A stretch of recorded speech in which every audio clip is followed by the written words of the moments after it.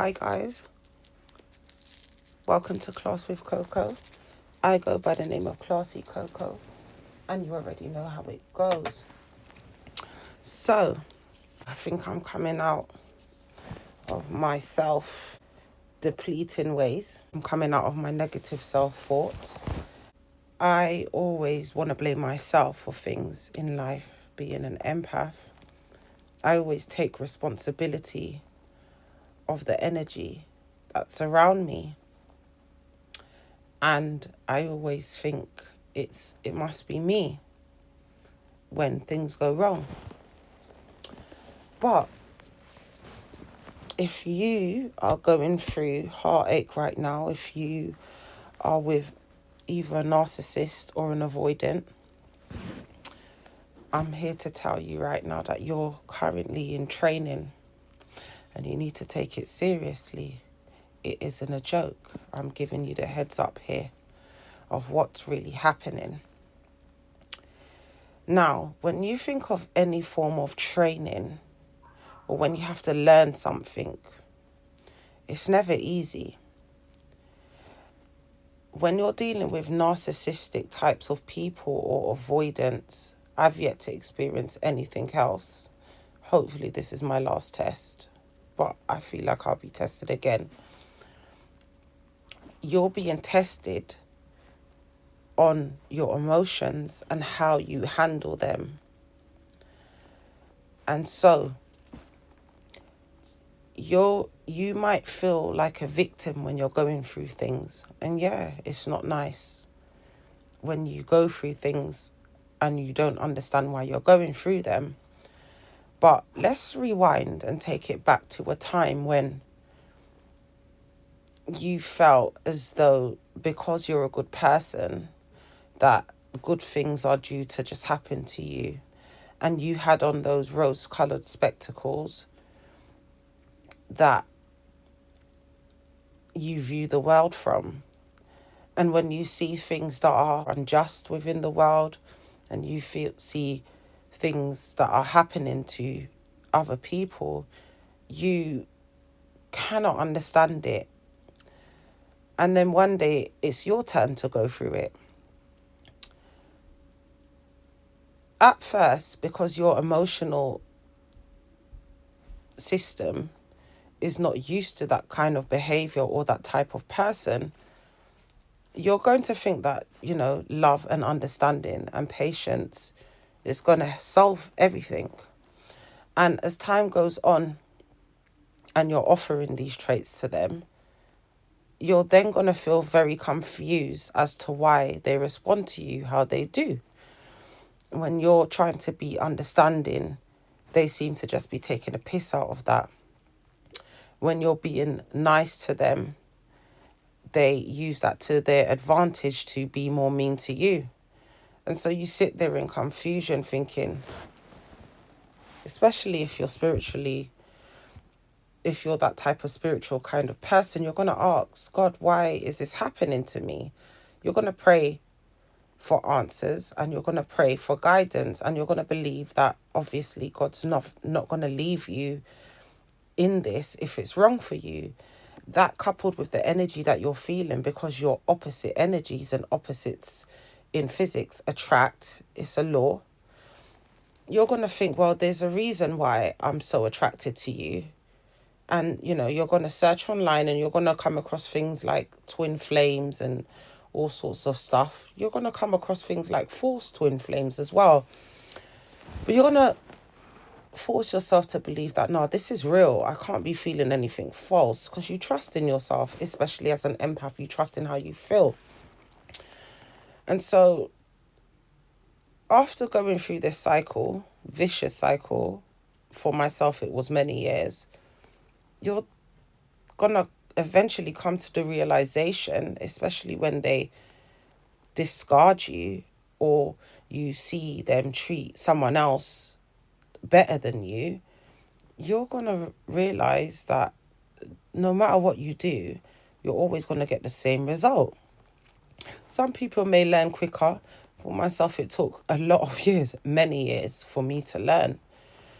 And it got to one point where I said to myself, okay, I'm no longer going to invest my energy into people or things that I have no control over, because ultimately it can just be taken away from me and all of that time and energy spent is just gone. I'm now going to invest that energy and time into myself. And it becomes very invigorating. Still hard because you have to let go of the false hope that you gave yourself that you had a future with this person, and the thoughts that you know, to spend that much time with a person and energy on them, surely you get something out of it, even a friendship. I got no friendship from that. The only time you'll get friendship from them is if you stay in that position that they want you to be in, and they want you to be in a position where you're always waiting on them to change or to come back to you. And so, people, you need to understand that you're in training now. We're talking emotional training, which then lends a hand to your spiritual training, because you have to understand that just like you may be an empath or you're set in your traits, that they are too. And you have to understand that in order for you to grow, you have to learn how to use your boundaries when you need to, and you have to learn how to operate in self-love and self-respect. Now, allowing someone to treat you like crap, that's not self-respect. Self-respect is stopping someone when they are treading all over your boundaries and not responding to what you need in a relationship, whether that's a friendship, family ship, or a intimate relationship. And so this type of training is what that is for. You cannot go out there with your heart in your hand in life and offer it to people and let them grab it out your hand and stamp on it. You just can't do that. So you need the training in order to be able to protect yourself. And as an empath as well, you need that training so that you're able to offer who you are to other people, but not allow them to deplete you. Because if they deplete you, then you're no use to yourself, much less anyone else. And if you're an empath, you know that what lights your heart is being able to help other people. So after this relationship, you may not recognize yourself. The old you will be dead and gone. Like, what's it said? T.I.? The old me's dead and gone. Yeah, you're going to be gone. And you're going to feel in a daze for quite a while, because you no longer respond to your environments the ways in which you used to. Because now you're looking at your environments from another point of view, as opposed to through those rose-colored glasses. And you're going to end up losing a lot of relationships because of this factor, because you're going to now be operating in self-preservation rather than self-reservation, where you've been holding your needs and your wants back in favor of others. And so after this happens, you're going to be tested again, like I was probably. I did try and shun away from that, by trying to stay to myself as much as I can and vowing to never allow anyone into my heart. But naturally, it happened again and my energy was drawn to another person.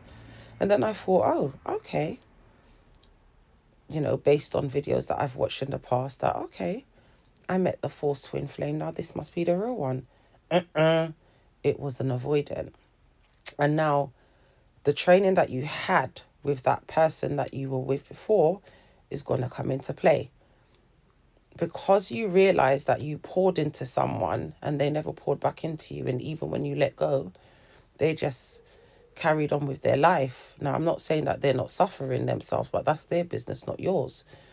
They just went on with their life. You're going to start seeing the red flags in this person. And you're new to this, so you might allow them for a while You might allow them to get away with certain things. But eventually you're going to look back at what you just went through, and you're never going to want to feel like that again. I kid you not, I was in bed 6 o'clock, 7 o'clock sometimes, because sleep just felt so peaceful. It was the only time that I didn't have to think. So, and I stopped eating as well. I went so skinny, and I just hated myself. I even tried wearing wigs to be like everyone else. And so when this avoidant came along now, that training that I had with my narcissist came into play. And so when he would disappear, I would, instead of listening to my heart and, oh, I miss him, I had to think logically and tell myself that I need to cut this person off. And so that's what I would do. And obviously he kept on coming back around. And that was another form of training in itself, because my narcissist never used to do that. It will be me apologizing to him all the time to make things better and so that we can be around each other. And then when this avoidant does that to you a few times, you're going to realize and you're going to remember what you went through. And because you don't want to go through that type of pain again, you don't want it to go that far, you're going to say, or you're going to have to say to yourself, what is this trying to teach me? Because I felt like I lost all respect for myself with the narcissist, and here I am doing it again. So you have to say to yourself, I'm not gonna contact this person either. I'm gonna allow them to go, because I trusted in my energy the last time and how much I wanted them, and it got me nowhere. Mind you, you are gonna have times where you don't trust yourself anymore because your energy is telling you yes, but your mind is telling you no. Like R. Kelly says. Let me not even say that, because we both know where he is now. We all know where he is now. And so you're going to have to take a leap of faith and trust in God and allow your heart to grieve and follow logic this time. You've already had a set template on how people who operate toxically act. And so you're going to have to say, if this person really cared about me, why would they leave me to feel this low? Why would they just block me out of nowhere? And we can speculate on whatever they're doing. In my case, he was on holidays with other women and doing the most online with women. But that's not your business. Your business here is to learn how to regulate your system without the assistance of another human being. Because if you always need another human being to help you with that regulation, then you're always going to be a victim, and they're always going to have the upper hand over you because you need them. And I'm sure you don't want to feel like that again. So we're not victims out here. We're growing. And we went through a higher level course that our creator said that we needed in order to grow, so that we can protect ourselves out here in this cold, cold motherfucking world. And